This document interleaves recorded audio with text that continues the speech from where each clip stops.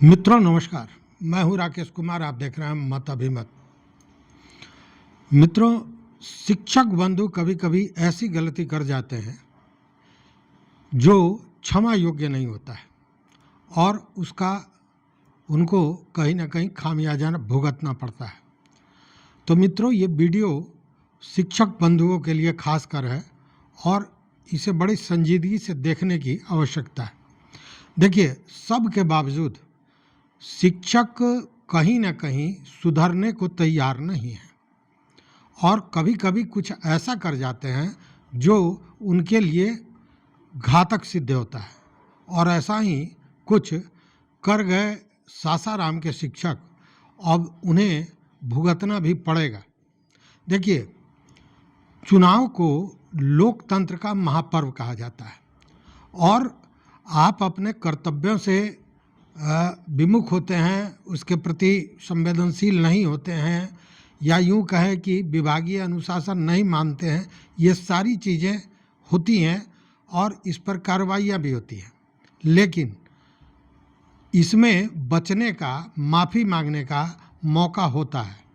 लेकिन चुनाव कार्य ऐसा है कि अगर चुनाव कार्य के प्रति आपने उदासीनता बरती तो दंडित होना ही पड़ेगा, उसे कोई रोक नहीं सकता है।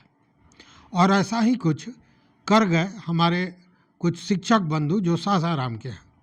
8 शिक्षक, जब उनको चुनाव कार्य में दिए गए कार्य को पूरा नहीं करने पर या यूं कहे कि काम को पूरा करने के लिए बार बार जब दबाव बनाया जा रहा था शिक्षा विभाग के पदाधिकारियों द्वारा, तो उन्होंने स्पष्ट कह दिया कि डीएम डीडीसी साहब को बोल दीजिए चुनाव संबंधित हम कोई काम नहीं करेंगे और बाप साहब आप बार बार फ़ोन करके हमको क्यों परेशान कर रहे हैं, यह कहना था शिक्षकों का।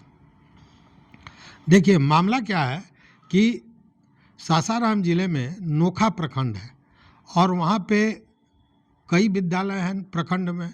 उसमें से विभिन्न विद्यालयों के 8 लोगों पर, 8 शिक्षकों पर कार्रवाई होने जा रही है।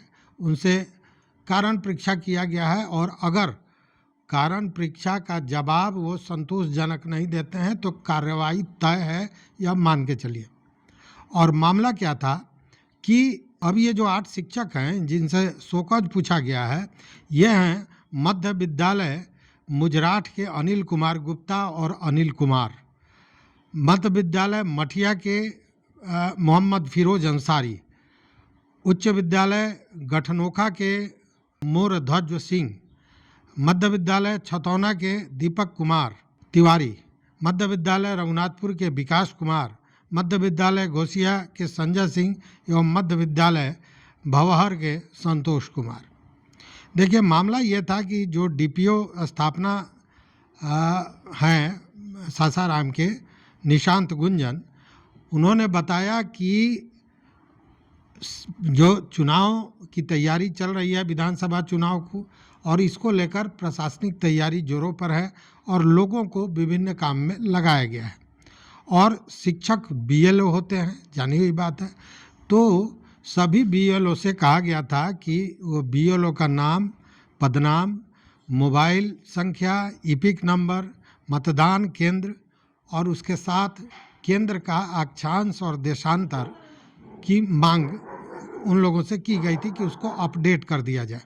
और यह कहा गया था कि 25 तारीख तक जितने भी बीएलओ हैं ये सारी जानकारी उपलब्ध करा दें, इसको अपडेट कर दें। लेकिन जब समीक्षा हुई तो ये देखा गया कि ये उक्त जो 8 नाम हमने बताया, इन्होंने अपना काम नहीं किया है, इन्होंने सूचनाओं को अपडेट नहीं किया है। अब जब इसकी समीक्षा हुई तो जब ये लोग पकड़े गए तो इसको लेकर जो डीपीओ हैं और शिक्षा के अन्य, शिक्षा विभाग के अन्य पदाधिकारी हैं, उन लोगों ने बार बार संपर्क किया और काम करने का दबाव बनाया।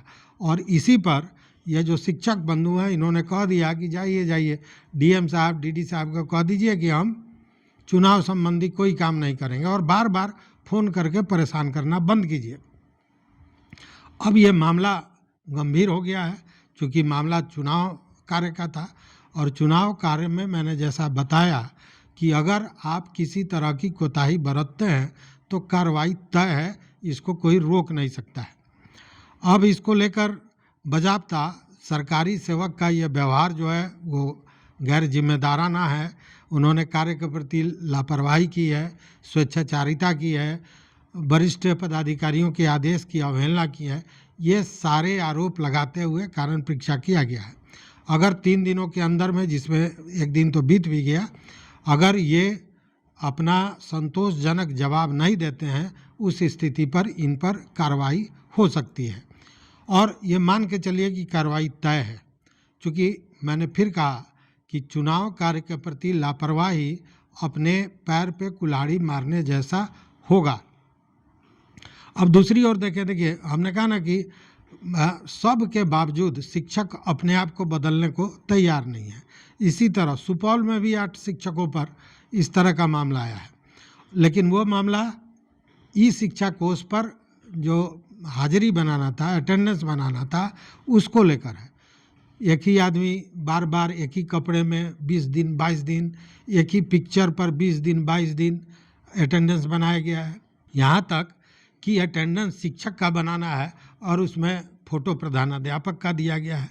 इस तरह की माने भारी अनियमितता पकड़ी गई है और इसको लेकर 8 शिक्षकों पर कार्रवाई की बात की गई है और इसके लिए पहले उन लोगों से शो कॉज पूछा गया है। इसमें पिपरा प्रखंड प्रोजेक्ट कन्या उच्च विद्यालय के 8 लोग हैं, जिसमें अमित कुमार, अंजना कुमारी, सुलेखा कुमारी, राजकमल सुमन, सोनी कुमारी, मुकेश कुमार मिलन आदि हैं। इन लोगों से शो कॉज पूछा गया है और उसके बाद कार्रवाई होगी। अंत में यही कहना चाहूँगा मित्रों कि चुनाव कार्य के प्रति लापरवाही कदापि नहीं बरतें, क्योंकि यह चुनाव कार्य जो बार बार यही कहा जाता है ना कि लोकतंत्र का महापर्व, तो चुनाव कार्य में अगर आप असहयोग करते हैं या जो आदेश अगर जिला प्रशासन कुछ देता है चुनाव कार्य को लेकर, उसकी अवहेलना करते हैं, तो उससे आप बच नहीं पाएंगे और वहाँ फिर कोई तर्क काम नहीं आता है। ऐसे में ऐसी गलती आप कदापि नहीं करें, कभी नहीं करें, क्योंकि इसका खामियाजा आप ही को भुगतना पड़ेगा। तो ध्यान रखें, सजग रहें, देखते रहें मत अभिमत, और चैनल पर नए हो तो सब्सक्राइब करें, लाइक करें, दोस्तों के साथ शेयर करें और अपना विचार इन मुद्दों पर जरूर दें। बहुत बहुत धन्यवाद, कोटिशः आभार।